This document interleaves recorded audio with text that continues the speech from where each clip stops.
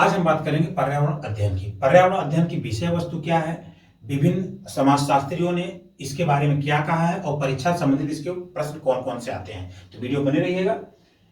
EVS शिक्षण अधिगम की प्रक्रिया को आसान और स्थायी बनाने में बहुत उपयोगी होता है। अधिगम की प्रक्रिया यानी कि जो लर्निंग का हमारा प्रोसेस होता है, जो सीखने की प्रक्रिया होती है, उसको आसान और स्थायी बनाता है। यानी कि सिंपल और स्टेबल नॉलेज प्रदान करता है। ईवीएस के माध्यम से प्रदान किया जाता है, क्योंकि इसकी मेथोडोलॉजी कुछ ऐसी होती है कि जो भी इसमें नॉलेज प्रोवाइड किया जाता है, अधिगम किया जाता है, वह स्टेबल हो जाता है।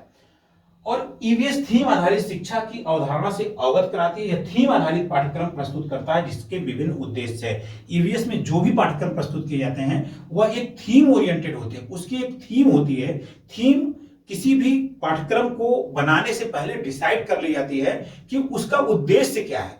वो पूरा उद्देश्य उस थीम में ही नोटिस होता है। यह ईवीएस की एक सबसे बड़ी खास बात होती है। परीक्षा में इससे अक्सर प्रश्न पूछे जाते हैं। तो इसके उद्देश्य जो है, विकसित करना, अधिगम की प्रक्रिया को विकसित करना, जिससे जो भी हमारा छात्र है उसके अंदर जो भी नॉलेज आए उसमें हमेशा विकास हो।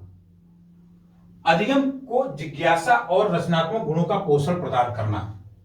जो हमारा लर्निंग प्रोसेस है उसमें, उस प्रक्रिया में ऐसे चीजों को प्रवेश करना, ऐसी चीजों को शामिल करना जो लर्नर है उसके दिमाग में जिज्ञासा उत्पन्न करे। क्योंकि बगैर जिज्ञासा के कभी भी कोई भी छात्र तरक्की नहीं कर सकता है, चीजों को सीख नहीं सकता है। जब तक वो सीख नहीं सकता है तब तक हमारा अधिगम पूरा नहीं माना जाता है। यहां पर अधिगम को है, जो हमारा लर्निंग प्रोसेस है, अधिगम का मतलब बता दो, जो लर्निंग प्रक्रिया है, जो सीखने की प्रक्रिया है, उसको अधिगम कहा जाता है। अधिगम हमारा तभी पूरा माना जाता है जब छात्र उसको सीख ले। तो इस प्रक्रिया में जिज्ञासा उत्पन्न करना, ऐसे ऐसे प्रसंग लाना जो छात्र में जिज्ञासा उत्पन्न करे। और जब तक जिज्ञासा नहीं उत्पन्न होगी तब तक छात्र के अंदर सीखने की प्रक्रिया संपन्न नहीं मानी जाएगी और उसके सीखने के अंदर से उसकी प्रवृत्ति जागृत नहीं होगी। संज्ञात्मक कौशल प्रदान करना। अधिगम प्रक्रिया में प्रत्येक जो विषय होते हैं उनको एक संज्ञात्मक प्रदान करना, संज्ञात्मकता प्रदान करना, मतलब उनको नाम ओरिएंटेड, उनके काम ओरिएंटेड चीजों को प्रस्तुत करना, और जिससे जो सीखने की प्रक्रिया है वह आसानी, सिंपल के माध्यम से हमारे छात्र के पास पहुंच सके। ये ईवीएस के माध्यम से जो हमारी लर्निंग प्रोसेस है, अधिगम की प्रक्रिया है, इसी को पहले उद्देश्य बता दिया गया कि इसका मुख्य उद्देश्य होता है कि सिंपल और स्टेबल, यानी कि सरल और स्थायी ज्ञान प्रदान करना। सरल और स्थायी ज्ञान प्रदान करने के लिए ये जो मनोवैज्ञानिक गुण होते हैं इसको शामिल करना बहुत जरूरी होता है। स्वमूल्यांकन सिखाना।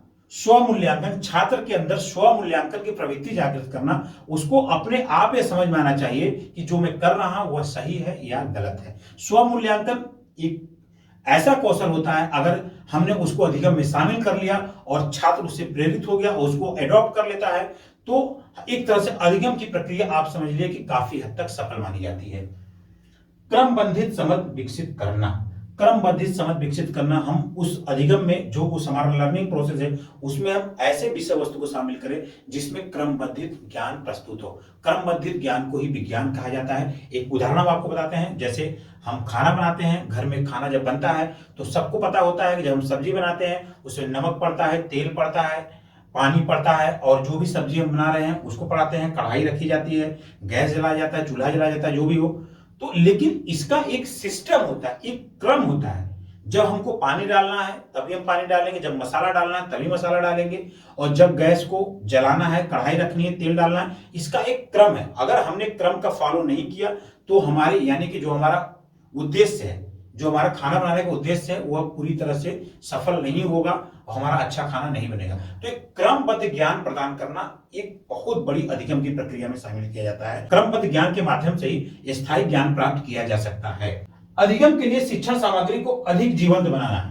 शिक्षण सामग्री, जो भी हमारा स्टडी मटेरियल है, उसको अधिक जीवंत बनाना, यानी कि जीवंत का सीधा संबंध समझ सकते हैं, बिल्कुल इंटरेस्टेड बनना, जिससे जो छात्र है उस लर्निंग प्रोसेस के माध्यम से बहुत ज्यादा मोटिवेट होकर के और काफी हर्षोल्लास के साथ अधिगम की प्रक्रिया में शामिल हो जाए। क्योंकि अधिगम की प्रक्रिया जब तक इंटरेस्टेड या जीवंत नहीं होगी तब तक उसमें पार्टिसिपेशन छात्र का नहीं हो पाएगा।